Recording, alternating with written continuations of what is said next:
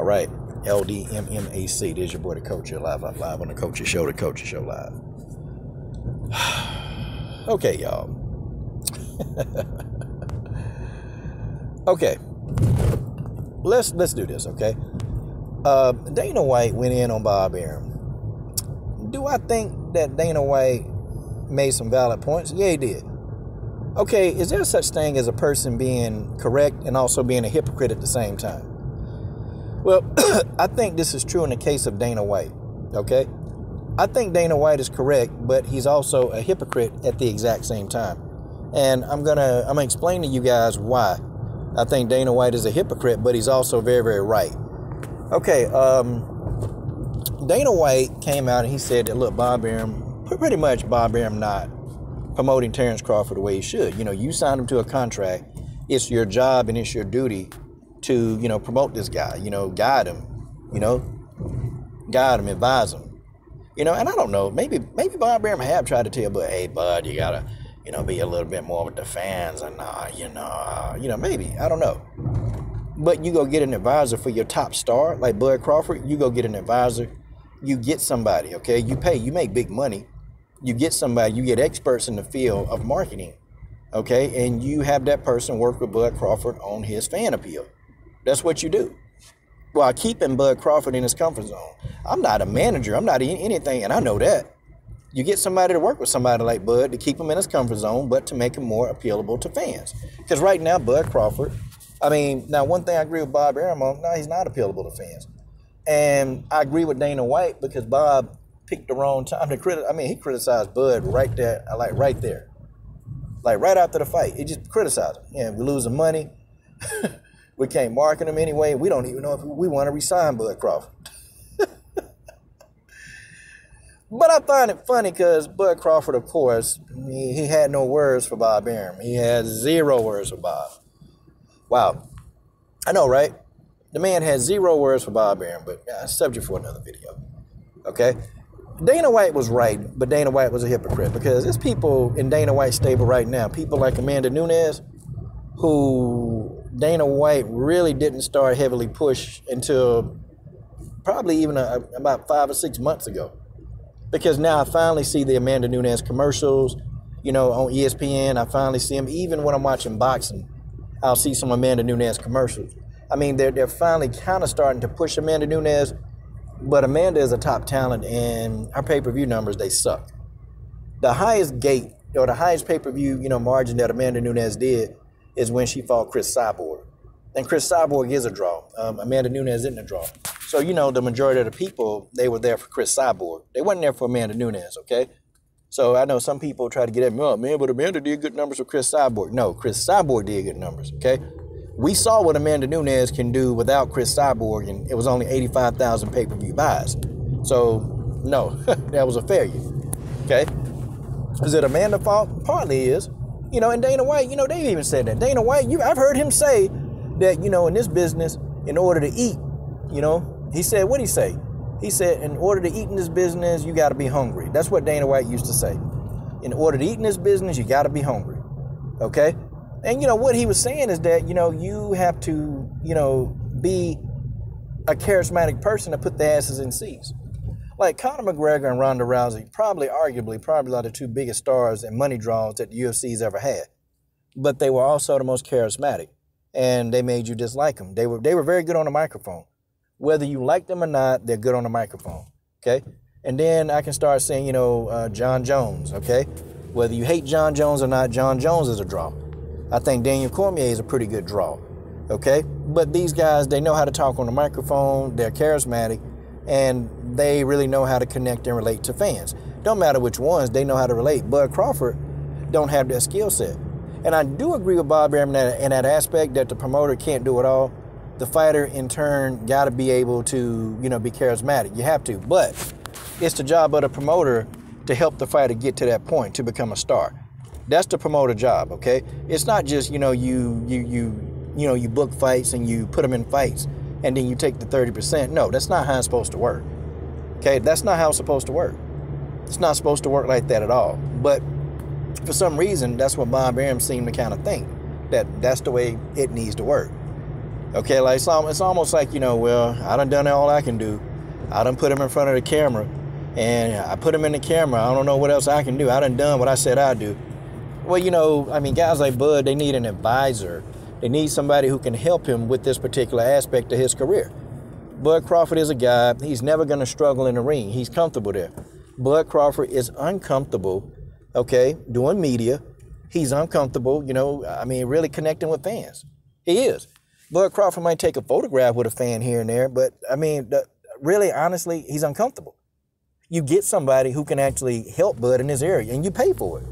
If that's your top star, I mean, I'm thinking like that. Look, if Bud Crawford got the gift of gab, I mean, if he got the gift of a great fighter, he can be a star. I don't care if a fighter can fight and they beating everybody and they knocking them out.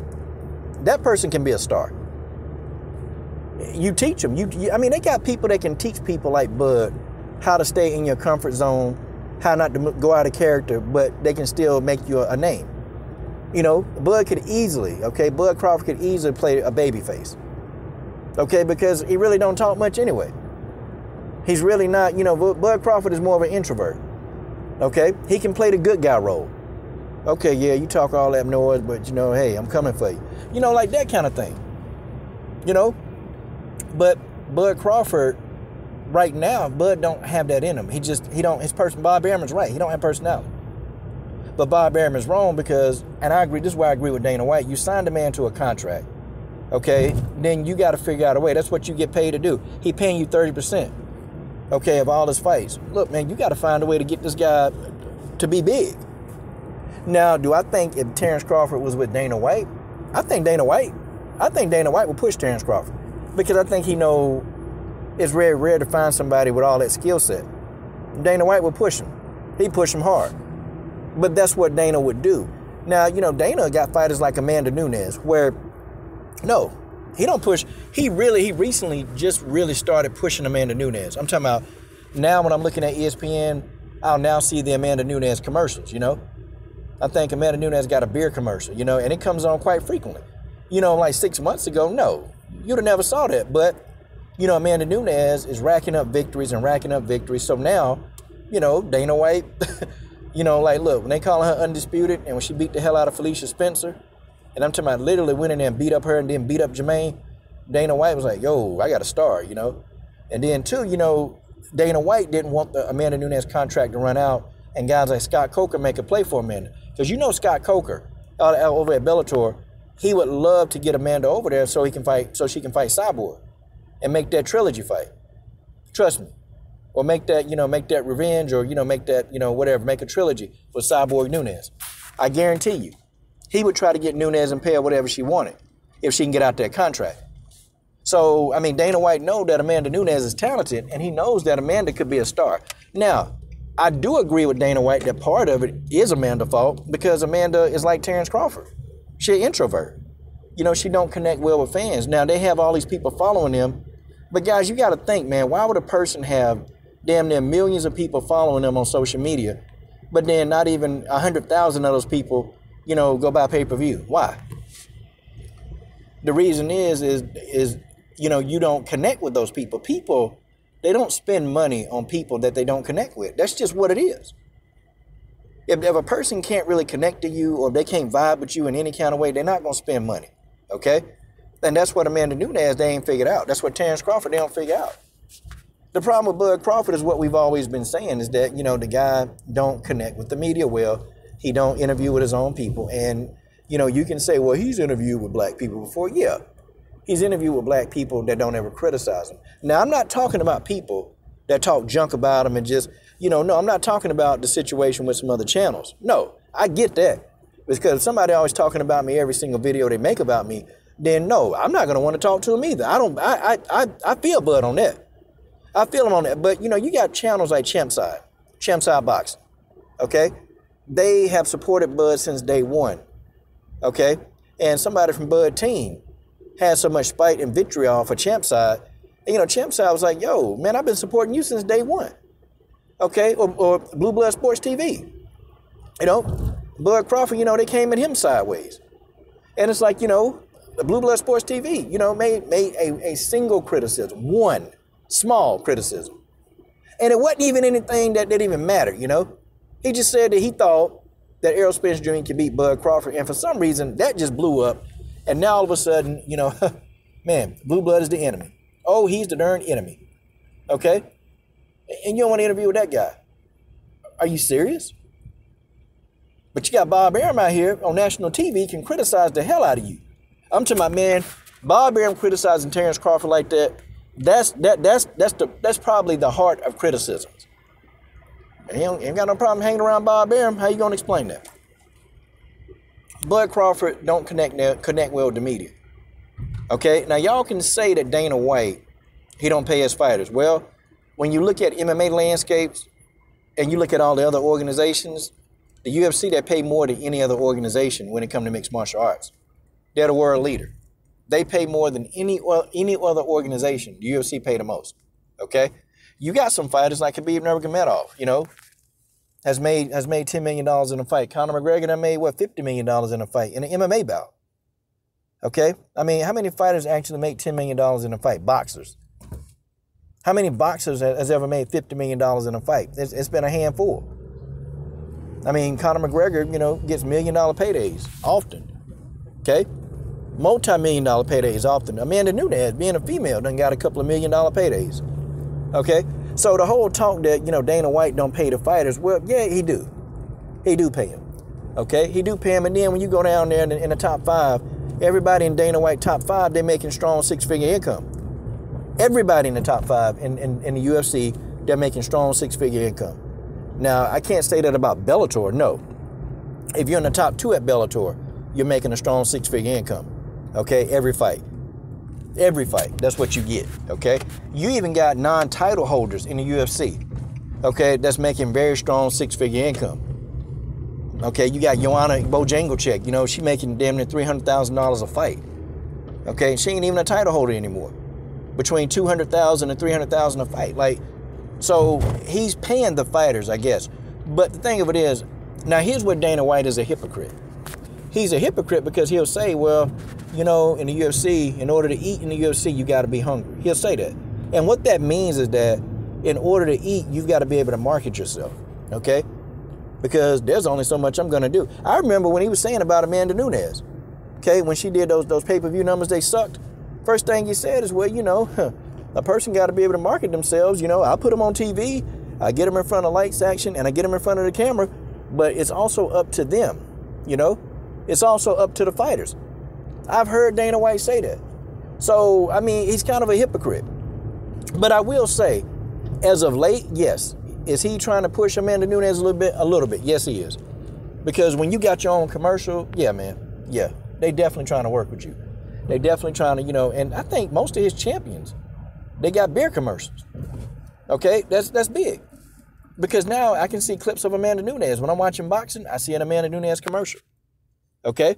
I see that. You know, he put Valentina Shevchenko getting a whole lot of push. A lot of push. So I think on that end, Dana White is right. Okay? Dana White is right. He's absolutely correct in his assessment of Bob Arum. Dana White got fighters he won't push that are actually pretty good. He do. Okay? He got fighters that he just will not push. I don't care what they do, how much they win, he ain't going to push them. And then Dana White will turn around and say, well, you know, they're not very charismatic. He'll say that too. But see, this is the thing, man. Dana White will eventually come around. If the person keep winning long enough, Dana White probably ain't going to deny him, and he's going to push them. He's going to push them. I mean, you look at all the people, man, who Dana White couldn't stand. But they still became big stars. They still became stars, and their names are huge now. Even let alone gone, people know who they are. I mean, Bob Arum don't do that. Hell, people leave Bob Arum. I don't understand why it took Bud Crawford so long, man, to just get the hell out of there. I mean, the man already, you know, said he don't want you, okay? The man already said it. He already said he don't want you, but you're still there. But Dana White, we need an attitude like his to make these guys fight each other. And I think Dana White want to get into boxing bad. He want to get in there so bad and get some guys in there. But see, the problem that Dana White would have if him, you know, trying to, you know, actually be a boxing promoter, it'd be difficult. Because one, you got fighters in a certain stable, and Dana White would have to come out of his pocket to get some of these fighters to leave. And it have to be a lot of guaranteed money, more money than what PBC or, Matchroom or, Top Rank could offer, and see, that's going to be difficult. It's going to be difficult because Dana White, he's so used to paying mixed martial artists, MMA guys, okay? And your top boxer is going to make more than your top MMA fighter. That's just what it's always been that way, okay? Now, when you start shuffling the boxers down in the top 10, you've got some MMA guys that can make more than some boxers. But, overall, as a whole, your top 5 in boxing will definitely probably make more than your top 5 in mixed martial arts, okay? That's just what it is. And, Dana White isn't going to want to do that, okay? He's not going to do that. So it's going to be hard for Dana White to break into the game to get some of the top stars. He's not going to be able to wrestle Spence away from the PBC or Danny Garcia or Adrian Broner. He's not going to be able to wrestle those guys away from the PBC. It's just not going to happen, okay? Dana White had to do something else. But I know this thing done went left and sideways and all of the above. But I think Bob Arum, man, I just think Bob Arum, times are passed him by. I think that Bob Arum he can't relate to certain fighters. Bob Arum he's stuck in his old eccentric ass ways. Bob Arum he's stuck in the past. I think even Don King had to evolve, man. Bob Arum, just the same. I mean, this dude still, thinking about, 1970. Bob Arum thinking about 1974, 1975, man. And, it's ridiculous, man. It's just utterly ridiculous. Well, it is what it is, I agree with Dana White on 50% of what he said. Bob Arum is stupid, okay? He's always dumb. He came out against Guillermo Rigondeaux, just messed him up. And now you're doing this to Bud Crawford. Well, way to go, Bobby. Way to go.